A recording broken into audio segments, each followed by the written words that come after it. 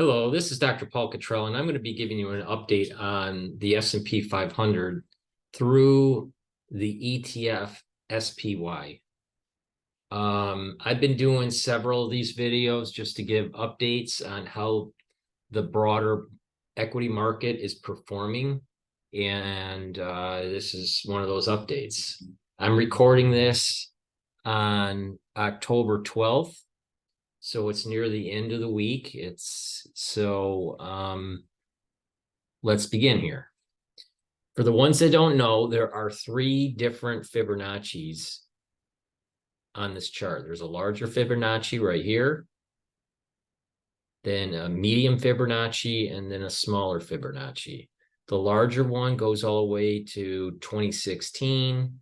The mid version goes all the way to the 2020 crash, and the smaller one is the start of the bull market. All right, so here, start of the bull market in October of 2021, roughly about there. Okay, so let's focus on this area right here. Okay, like I said, when you're talking about resistance and support levels, especially when there are near intersections to larger Fibonacci's, that's a very strong support or resistance level. So like here, this 2016 fib sequence is at the 23% retracement to the all-time high of the S&P 500. That coincides closely, not exact, but closely to the 23% retracement on the 2020 crash, and also the 50% retracement on the smaller Fibonacci. So this level here at approximately, I don't know, around it looks like around 417 or so, is going to be a very strong support level. Now, we did see a slight break out of the lower channel that I drew during the last update.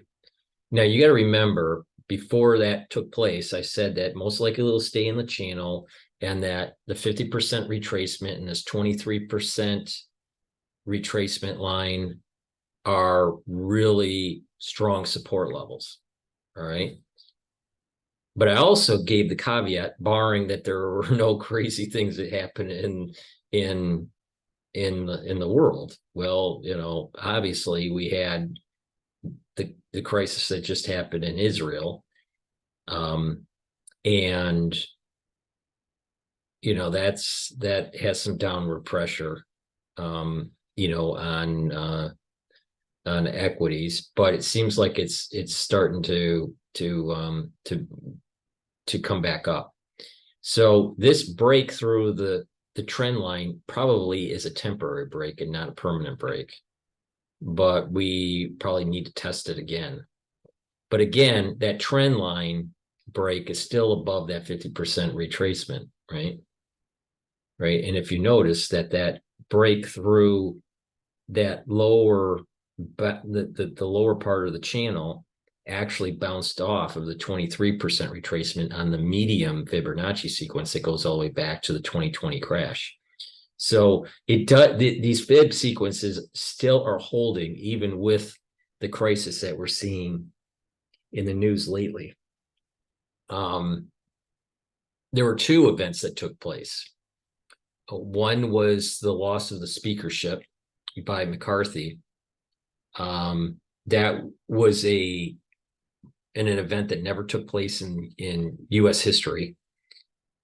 We've had cases where the speaker was almost thrown out, but this was the first time where the speaker was forced to vacate. So that was an event that, you know, caused some instability.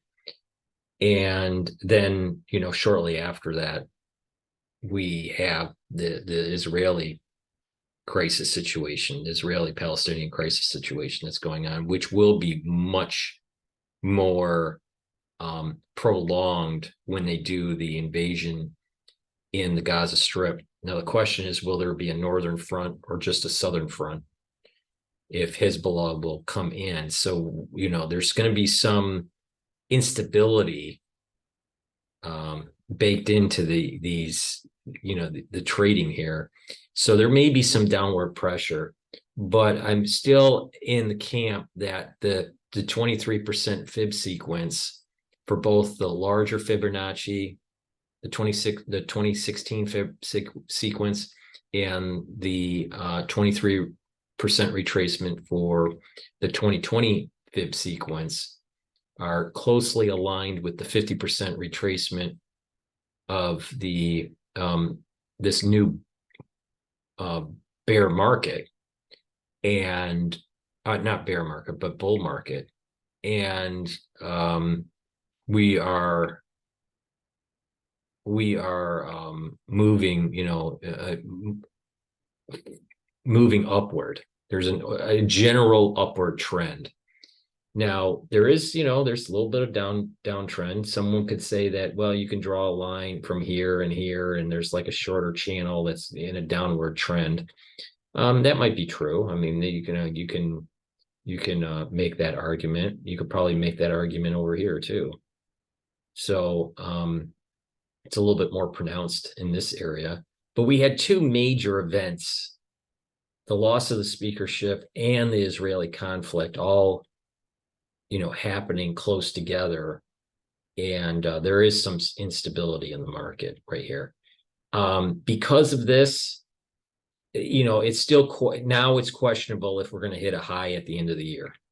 We might, we still, it's only October. This might still, hit a new high or get close to it by the end of the year. But because of the longer term instability in the Middle East, I suspect not so, and that we probably are going to be closer to the 460 range. But it just depends, if the conflict isn't as bad as people are thinking it might be, then the equity market will be in a little bit more in the upward trend with more velocity. But if it's worse than what people are expecting, then there's going to be downward pressure, and then probably retest, we're going to probably retest that 420 mark, and see if that 417 or 415 will hold. So, this is a support level. It's a strong support level. We have bad news in world affairs and in domestic affairs. So there's some risk that's building up in the market. That's for sure. At this moment in time, I am in the mindset that we're probably not going to test the 480, but we'll probably bounce around the 460 range. But that really depends on how bad this Middle Eastern crisis evolves. Will it be? I don't think it will be quick. The question is how much carnage and how long of a duration of the incursion into the Gaza Strip will last, which is, we don't know. We just don't know. So I still are holding the idea that this 50% line here is going to be, a strong support level. Now, if it breaks, which I don't think it will, I think there's more probability by the end of the year going to the 460 mark than, going below the 420 mark. But if it breaks, the next support level, substantial support level, or at least the next psychological support level will be the 400. All right. but the next really strong support level is going to be 380. Now, I doubt that it's going to go from 420, or where it's trading at right now is about 433, going down to 380. I don't believe that it's going to happen. So I think that the probability is that it's going to hit more of the 460 range, and there's not a lot of resistance for that. If you really think about it, there's not that much resistance. There's no, so it should pop to 460, and there's quite a bit of support at the 417 range, 415 range, and additional short-term support at the 400 range, and a very strong support at the 380 range. So looking at the probabilities, I think it's going to be more to the 460 mark. Again, it's going to be a lot about event risk in international affairs. So keep that in mind. Hopefully you've learned a little bit about this. The oil's been trading at around 83 or so. People were expecting that this thing was going to pop to 95 again. Didn't. It does look like the oil market is stabilized. I haven't heard anything about Saudi Arabia perhaps increasing barrels of oil to reduce stress in supply. There has been news about demand destruction, meaning that, that people aren't, needing as much oil. But then that news came out right before the Israeli conflict. So the Israeli-Palestinian Hamas conflict. So, we do have some demand destruction. It went from 95 all the way down, I think, to $79 or $78 a barrel. And then it popped back up to the, about 83 or so, is where it's at right now, roughly. So oil is stable. So that's a good sign. So the question is, how much will the Middle Eastern conflict, be upward pressure on oil versus the demand destruction that's happening in oil? Because, people are starting to question about the world GDP, world economic growth, is faltering. So, it's an evolving dynamic that has two pieces to it. The actual economy of the world, and then the actual economy in the world, and actually the conflict that's going on in the Middle East. So, again, you have these three Fibonacci sequences. One's from the 2016 crash. Another one's from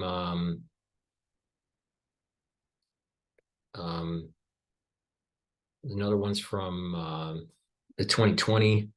The Fib sequence, this last one is either 2016 or 2017, I don't remember. And then the 2020 crash, obviously, is the mid sequence. And this smaller Fib sequence is where the bull market starts, which was in 2021, and around October is when it kind of starts. But I suspect that we'll be hovering around 460.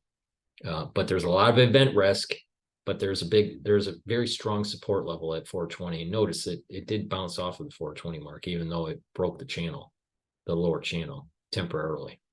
So I still hold that probability is higher at 460 than 420, and short-term support at 400. That's a psychological support because it's a round number, and it's at the 61% retracement for the small fib sequence, and a very strong support level at 380. So that's where I'm at with this. Hopefully you learn something. Hopefully you can take this knowledge and be able to help guide you in how to position accordingly in the equity market. Thank you for listening. Please subscribe to all my channels. I have 3 YouTube channels.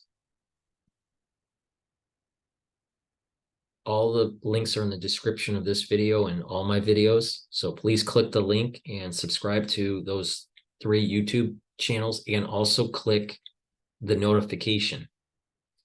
There's a lot of censorship that's going on, and to get around it, you have to make sure you're subscribed. You've probably been unsubscribed. So please resubscribe if you've subscribed before, but make sure that you subscribe to all 3 channels. In addition, please subscribe to my Brighteon, Rumble, and Bitchute channels, so you'll be able to get my content there, because a lot of the stuff I say is censored and I can't keep up on YouTube. So please click the links in this video description and all my video descriptions for those Brighteon, Bitchute, and Rumble links. Please help support me by subscribing to my Patreon account for a nominal fee. That's a good way to help support the news coverage I do. As you know, I try to dissect the equity market. I've told you a lot about what has been happening in the world the last 4 years, in terms of health.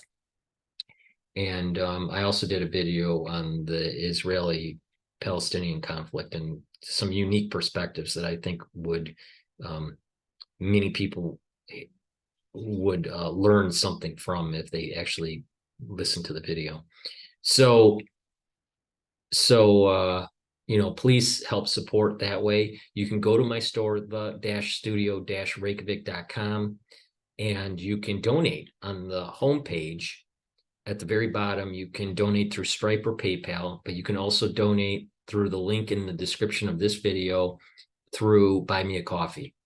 That way you can help support my news coverage. But better yet, go to the store, the-studio-reykjavik.com. Link is in the description of this video, and purchase the health products that I offer. For the ones that have been following me for a while, I've been telling you my anti-aging protocol. All right. It's a protocol that I've been tweaking ever since I've been 16 years old, and I've been, following for a long time. And as different supplements hit the market, and as the knowledge of how to use supplements improves, I've tweaked this protocol. But the 3 main components of this protocol to date are neutralize pathogens with nanosilver, structural nanosilver with liquids and gels, soaps and lozenges, and also proper supplementation, making sure that you bring down that inflammatory response. You can do that by taking turmeric and taking ashwagandha. In addition, you need cofactors for proper gene expression. That's D3. D3 can also help with getting rid of cells that need to go through apoptosis. Same thing with resveratrol. Resveratrol is an antioxidant, but also helps with getting rid of senescent cells. In addition, B complex is a very important cofactor for the electron transport chain. In addition, other B complex vitamins are part of the Krebs cycle, the TCA cycle. And B12 is really important to preventing macrocytic anemia. So, taking these supplements will really improve your health. The third pillar of the protocol is using strong antioxidants, taking strong antioxidants, and the best antioxidant you're going to find is C60. So I offer it in 2-ounce, 4-ounce, and an 8-ounce package, and you can get it in coconut oil or avocado oil. Take a teaspoon a day, and follow the protocol. And what's going to happen is you're going to start to notice that your immune system is getting stronger. And taking something like C60, because it's such a strong antioxidant, will bring down that stress on the cell and improve your mitochondrial health. And then what will happen is you're going to get more energy. When you have more energy in those cells, and those cells are healthier, then you're going to be able to boost up your immune system and be able to fight pathogens more vigorously versus, versus a body that is in chronic inflammation and chronic, state of unhealth and, unhealthiness. So please follow, my protocol. Please, take a look at the other products that I have at the store. I have all natural deodorants and citrus and peppermint. And I also have a plethora of different vitamins. I have multivitamins. I have lignans, which is really good for hormonal support and immune support. Collagen to help with your joints and your skin. Vitamin C, zinc, and magnesium. A good night formula, which has tryptophan and melatonin to help you sleep better. I have Clarity Factor, which is a great product to help you focus on your studies or your work. It reduces that brain fog. You'll have, more clarity when you're needing to think about, more complex things. And, probiotics are really important. I have a capsule version and a powdered version. So I take probiotics every day. I mix it with my lignans. And I put it in hummus. So, and some people put it in a smoothie or whatever because it's in powder form. So it's, it's really easy to just mix. But doing this on a daily basis, you're going to improve your health. You're going to see major improvements on the way your skin looks. You're going to see improvements on joint health and muscle health. You'll have more energy. You'll move around more. You'll gain more lean muscle mass, and you're gonna have that clarity, because by sleeping properly and taking that Clarity Factor and taking the good night formula is going to also help heal the body. If you're sleep deprived, your body is not going to heal as well. In addition, if you have that brain fog all the time, you're not going to, there's an emotional component to it. There's a psychological component to it, but then there is also a neurological component, and that neurological component is really important. If you don't have those neurons firing properly, then you're not going to have those dendritic connections that are going to be wired as well as they should be. So, proper sleep, proper diet, proper exercise, proper supplementation is going to improve your health.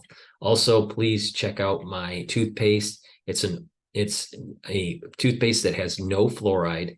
It's a structural nano silver toothpaste. It's the best toothpaste that you're going to be able to purchase.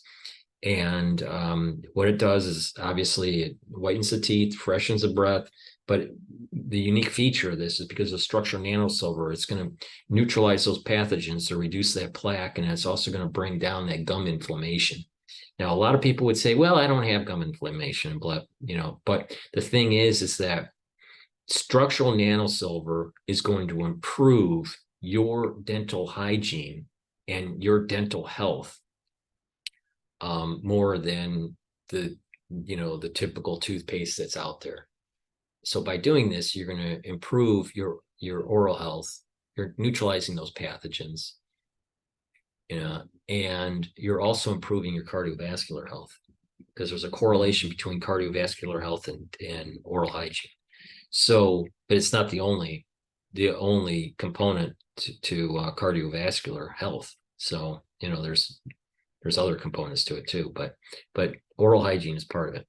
So please try out my toothpaste. It's a great toothpaste. It's the best toothpaste that you're going to be able to get. It's way better than Alex Jones's toothpaste. And by the way, my Clarity Factor is way better than Brain Force, which Alex Jones sells. So my Clarity Factor is better than Alex Jones, and my toothpaste is better than Alex Jones's toothpaste.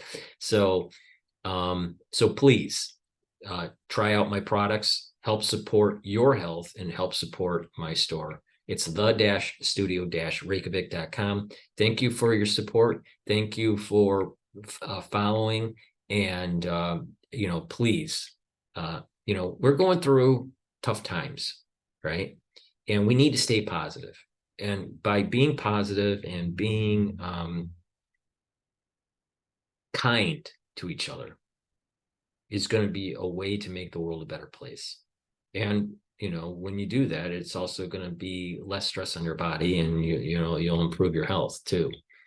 So not only are you improving the world, you're improving your individual health and the societal health. So just keep that in mind. That yes, we're going through some dark times, but we'll get through this together by working together. Thank you for listening, and have a nice day.